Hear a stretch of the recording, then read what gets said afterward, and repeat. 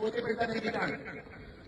ബസ്സിൽ നിന്ന് ഇറങ്ങി വരുന്ന ഒരു കുട്ടി ഈ സൈഡിലൂടെ ഇവിടെ ഇറങ്ങി നിൽക്കുമ്പോൾ അതിന്റെ ഉള്ളിൽ ഇരിക്കുന്ന ഡ്രൈവർ ആ കുട്ടിയെ കാണാൻ കഴിയില്ല.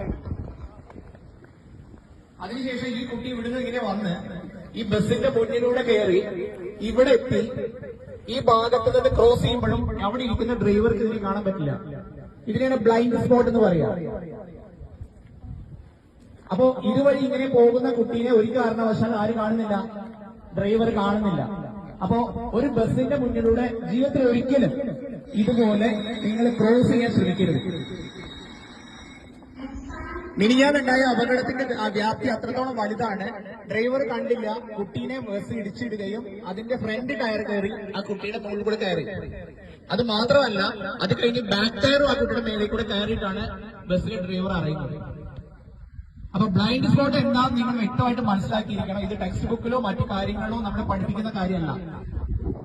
അതായത് ബ്ലൈൻഡ് സ്പോട്ട് എന്ന് പറഞ്ഞു കഴിഞ്ഞാല് അവിടെ ഇരിക്കുന്ന ഡ്രൈവർക്ക്, ആ ഡ്രൈവർ സീറ്റിൽ ഇരിക്കുന്ന ആൾക്ക് ഈ ദൂരത്ത് നിന്നാൽ മാത്രമേ കാണാൻ കഴിയുള്ളൂ.